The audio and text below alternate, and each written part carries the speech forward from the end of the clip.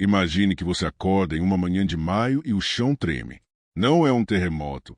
São tanques, centenas deles, avançando por onde ninguém esperava, a uma velocidade que nenhum general havia previsto, destruindo tudo que encontravam pela frente. Você ainda não sabe, mas a França já está perdida. Antes do primeiro disparo cruzar as Ardenas, tudo já estava decidido. Em maio de 1940, o mundo assistiu a algo que até então parecia impossível. Uma das maiores potências militares da Europa, dona de um exército considerado invencível, possuidora da mais famosa linha defensiva já construída, desmoronou em menos de 7 semanas. A França não foi apenas derrotada. Ela foi despedaçada, humilhada e reduzida a uma sombra de si mesma, e o mundo nunca mais voltaria a entender a guerra da mesma forma. Junte-se a nós nessa jornada épica pelo colapso mais rápido de uma grande potência no século XX. Para entender o que aconteceu em 1940, é preciso voltar no tempo e compreender o que a França representava naquele momento. Não era uma nação fraca ou despreparada. Era, pelo contrário, um dos países mais poderosos do planeta. Saída da Primeira Guerra Mundial com cicatrizes profundas, a França havia construído sua estratégia de defesa em torno de uma lição aprendida a duras penas. Nunca mais deixar o inimigo pisar em solo francês. Durante os anos 1930, enquanto a Alemanha nazista se reerguia das cinzas do Tratado de Versalhes e Hitler consolidava seu poder, os franceses apostaram todas as fichas em uma solução monumental. A linha Maginot, um sistema colossal de fortificações, bunkers subterrâneos, canhões automáticos e armadilhas militares que se estendia por centenas de quilômetros ao longo da fronteira com a Alemanha, era considerada impenetrável. Uma muralha moderna. Uma barreira que tornaria qualquer invasão alemã não apenas difícil, mas impossível. Os generais franceses dormiam tranquilos. O povo francês respirava aliviado. E os ingleses, aliados fiéis que haviam mandado suas tropas para o continente, também confiavam que a posição dos aliados era sólida. Mas em Berlim, um grupo de oficiais alemães estava trabalhando em um plano que mudaria a história. O conflito que se aproximava não era mais o mesmo da Grande Guerra. Entre 1914 e 1918, o mundo havia testemunhado batalhas de trincheiras, avanço de metros pagos com milhares de vidas, um equilíbrio mortal de destruição mútua. A maioria dos generais aliados ainda pensava nesse modelo. Planejavam, posicionavam tropas e definiam estratégias com base em uma guerra que já havia terminado há mais de 20 anos. A Alemanha, no entanto, havia dado um passo radical. Sob a influência de teorias militares inovadoras e visão de generais como Erich von Manstein e Heinz Guderian, o exército alemão havia desenvolvido uma doutrina completamente diferente, a Blitzkrieg, ou Guerra Relâmpago. A ideia central era simples e brutal. Velocidade, concentração de força e choque psicológico seriam mais poderosos do que qualquer fortaleza. Tanques não seriam usados como suporte à infantaria, como os aliados faziam. Seriam a ponta de lança, avançando em colunas profundas, penetrando as linhas inimigas antes que houvesse tempo de reagir. Aviões mergulhariam sobre os alvos com sirenes ensurdecedoras, destruindo comunicações, demoralizando soldados, criando causantes mesmo do combate terrestre. Tudo funcionaria em conjunto, integrado, implacável. Era uma guerra nova, e os aliados sequer sabiam que ela havia começado. O equilíbrio de forças em campo era mais equilibrado do que a história frequentemente sugere. Os aliados, compostos por franceses, britânicos, belgas e holandeses, tinham aproximadamente 144 divisões contra 141 divisões alemãs. Em termos de tanques, a superioridade aliada era numérica, cerca de 4.000 blindados contra pouco mais de 2.400 alemães. Os aviões estavam igualmente equilibrados em número. Então, por que a França caiu? A resposta está não nos números, mas na forma como esses números foram usados. Os tanques aliados estavam dispersos ao longo de centenas de quilômetros de frente, diluídos em unidades de apoio à infantaria, incapazes de agir de forma concentrada. Os blindados alemães, ao contrário, foram agrupados em divisões Panzer, punhos de aço capazes de perfurar e avançar sem parar. A diferença não era quantidade, era filosofia. E havia outro fator, ainda mais decisivo, o plano. Quando os planejadores alemães se reuniram para decidir como atacar a França, a primeira proposta era relativamente convencional. Uma invasão pelo norte, passando pela Bélgica e Holanda, repetindo em linhas gerais os movimentos da Primeira Guerra Mundial. Os aliados, aliás, esperavam exatamente isso e haviam posicionado suas melhores tropas para enfrentar esse ataque. Foi então que Erich von Manstein apresentou uma ideia que seus superiores inicialmente consideraram absurda. E se o golpe principal viesse pelo centro, pelas Ardenas? As Ardenas eram uma região densa de florestas e colinas, no encontro entre Bélgica, Luxemburgo e França. Durante décadas, militares de todo o mundo haviam descartado aquela rota como impraticável para um exército moderno, especialmente para tanques. A vegetação era densa demais, as estradas estreitas demais, o terreno acidentado demais. Era, na visão da maioria, simplesmente impossível. Manstein discordava, e Hitler, ao ouvir o plano, ficou obcecado com ele. Se as Ardenas eram consideradas intransponíveis, os aliados quase certamente não teriam ali suas melhores defesas. Uma coluna de tanques que conseguisse atravessar aquela região poderia emergir atrás das linhas aliadas, cortando o caminho de retirada das tropas no norte, encurralando-as contra o mar, destruindo o coração do dispositivo militar aliado de uma só vez. Era arriscado, era ousado, era genial. O plano ficou conhecido como Fall-Gelb, caso amarelo, e funcionaria como um checkmate estratégico. Na madrugada de 10 de maio de 1940, a máquina de guerra alemã se colocou em movimento. O ataque ao norte começou exatamente como os aliados esperavam. Divisões alemãs cruzaram a Holanda e a Bélgica. Os bombardeiros Stuka mergulharam sobre posições defensivas com suas sirenes características, um uivo mecânico projetado para criar terror antes mesmo de as bombas caírem. As tropas aliadas reagiram conforme o planejado, movendo-se para o norte para enfrentar o que acreditavam ser o golpe principal. Era uma armadilha. Enquanto as atenções aliadas se voltavam para o norte, nas Ardenas ocorria algo que parecia impossível. Mais de 1.200 tanques alemães, organizados em 7 divisões Panzer, acompanhados de caminhões, artilharia e infantaria motorizada, começaram a atravessar aquela floresta que os manuais militares diziam ser impenetrável. A coluna era tão longa que, se esticada em linha reta, cobriria mais de 1.500 quilômetros. As poucas defesas aliadas nas Ardenas não estavam preparadas para aquilo.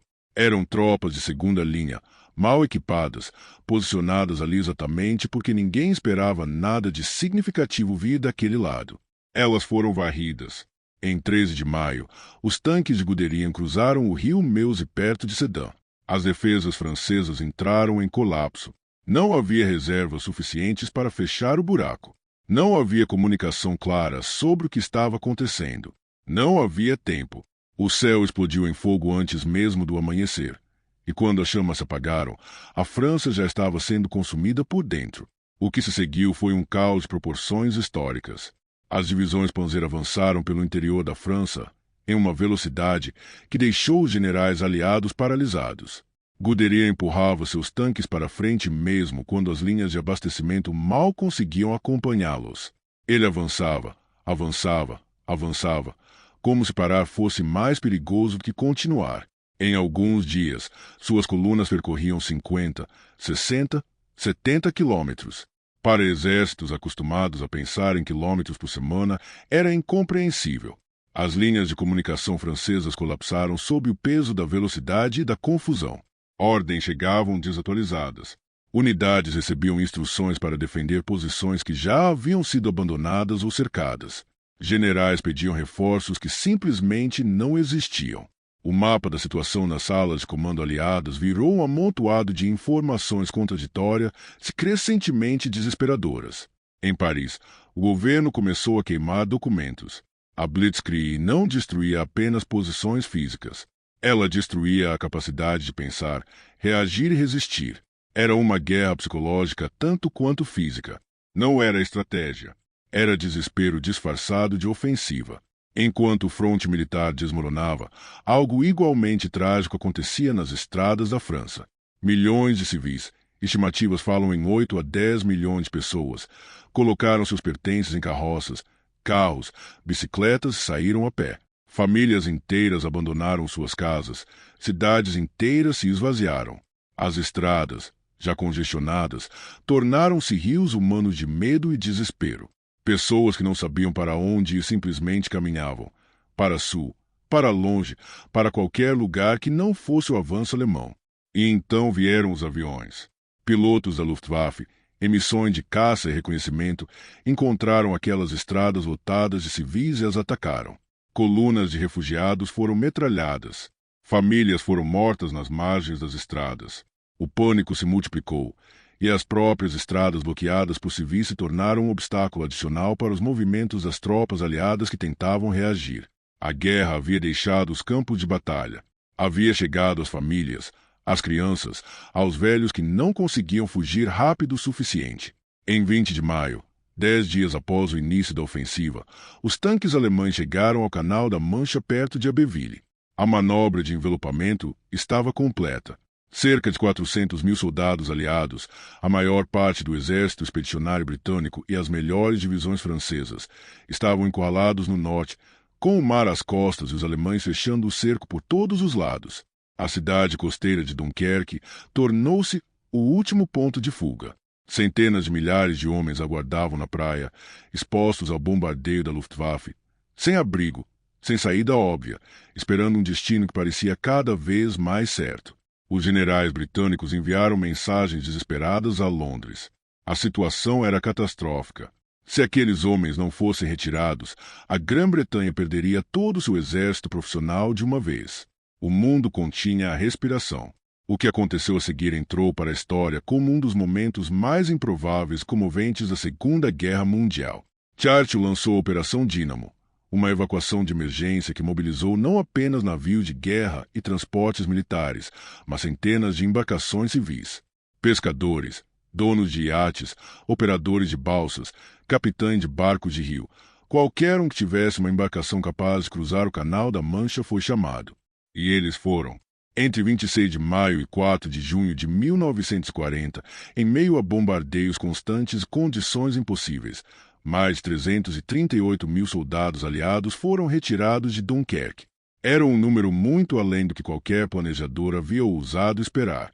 Homens saíam das praias em barcos de pesca, em lanchas, em qualquer coisa que flutuasse, transferidos para navios maiores no meio do canal, atravessando para a segurança da costa inglesa. Foi uma derrota, mas também foi um milagre. Um milagre que salvaria a Grã-Bretanha de ser varrida completamente da guerra. Na outra margem do canal, porém, a França ainda sangrava. Com o norte perdido e suas melhores tropas evacuadas ou destruídas, a França tentou uma última resistência ao sul do rio Somme. Era uma tentativa heroica, mas sem esperança. As divisões que restavam eram insuficientes, mal equipadas e profundamente desmoralizadas. A nova linha de defesa foi rompida em dias. Em 10 de junho, a Itália de Mussolini declarou guerra à França e à Grã-Bretanha, atacando pelo sul. Era um golpe final na carcaça de um país que já estava caindo. O governo francês abandonou Paris. Em 14 de junho de 1940, as tropas alemãs entraram na capital francesa. Não houve batalha. Não houve resistência nas ruas. Paris havia sido declarada cidade aberta para evitar sua destruição, uma decisão que salvou seus monumentos, mas que tinha o sabor amargo da rendição total. Os soldados alemães marcharam pelas Champs-Élysées sob o Arco do Triunfo, e fotógrafos imortalizaram aquele momento de humilhação histórica. Paris abandonada, silenciosa, derrotada, a cidade que havia sido o coração da civilização ocidental, o símbolo da liberdade da cultura europeia, assistiu em silêncio ao desfile do conquistador. Não havia palavras suficientes para descrever o peso daquele momento. Era o fim de uma era. Em 22 de junho de 1940, no mesmo vagão de trem em Compiègne onde a Alemanha havia assinado o armistício humilhante de 1918, a França assinou sua rendição. Hitler escolheu aquele local deliberadamente. Era uma vingança histórica encenada com frieza calculada. A cerimônia durou poucos minutos. A guerra, para a França, havia durado 46 dias. 46 dias. Do início da ofensiva alemã à rendição formal, havia-se passado pouco mais de 6 semanas. Uma nação com um dos maiores exércitos do mundo, com aliados poderosos, com décadas de tradição militar, havia sido varrida do conflito mais rápido do que muitos acreditavam possível. Os números contavam parte da história. Cerca de 360 mil soldados aliados mortos ou feridos, mais de 1,8 milhão de franceses capturados e enviados para campos de prisioneiros na Alemanha. Cidades destruídas, famílias despedaçadas, um país partido em dois, uma zona de ocupação alemã no norte e um regime colaboracionista no sul, liderado pelo Marechal Pétain, que passaria para a história como símbolo da capitulação. Muitos na Europa, e até mesmo alguns em Londres, começaram a sussurrar que a guerra já estava decidida, que resistir era inútil, que Hitler havia vencido. Mas havia ainda uma ilha que não havia dobrado os joelhos. A queda da França não encerrou a Segunda Guerra Mundial. Ela, paradoxalmente, a reconfigurou. Com a França fora do combate, Hitler voltou suas atenções para a Grã-Bretanha. Encontrou em Winston Churchill um adversário que se recusava categoricamente a negociar. A Batalha da Grã-Bretanha se seguiria no ar sobre o Canal da Mancha, e o mundo descobriria que a Blitzkrieg tinha limites que o mar podia impor. Mas o impacto da queda da França ultrapassou em muito campo militar imediato. Ela revelou ao mundo inteiro que a guerra moderna havia mudado em seu fundamento. As fortalezas fixas, por mais caras, elaboradas, impenetráveis que fossem, não podiam parar o movimento. A velocidade era a nova arma suprema. O choque psicológico podia destruir exércitos antes mesmo que fossem fisicamente vencidos. A lentidão era a morte. Generais em todo o mundo estudaram a campanha francesa com a intensidade de estudiosos diante de um texto sagrado. Os americanos, ainda neutros, observaram e repensaram suas próprias doutrinas. Os soviéticos, aliados da Alemanha pelo Pacto Molotov-Ribbentrop, observaram e sentiram um frio na espinha que viraria premonição um ano depois. E os próprios alemães, embriagados pelo sucesso, convencidos de sua invencibilidade, tiraram a lição errada. Acreditaram que a Blitzkrieg era uma fórmula mágica que funcionaria em qualquer terreno, contra qualquer inimigo, indefinidamente. Essa ilusão os levaria, eventualmente, às estepes soviéticas e ao desastre. A história da queda da França é, em última análise, uma história sobre ilusões. A ilusão dos franceses de que o passado os protegia, que a linha Maginot, construída para lutar a guerra de 1914, seria suficiente para sobreviver à guerra de 1940. A ilusão dos aliados de que o inimigo pensaria como eles pensavam, atacaria onde eles esperavam, usaria as mesmas táticas que eles usavam. A ilusão de que o tamanho do exército importava mais do que a forma como era empregado. E, do outro lado, a ilusão alemã de que a velocidade e o choque eram invencíveis. Uma ilusão que duraria mais 2 anos antes de ser despedaçada no inverno russo. A queda da França mostrou ao mundo que a guerra moderna havia mudado e que velocidade, choque psicológico e terror podiam destruir uma das maiores potências da Europa em apenas semanas. Nenhuma fortaleza era capaz de deter a Blitzkrieg. Nenhuma linha defensiva valia mais do que a mente que a concebia.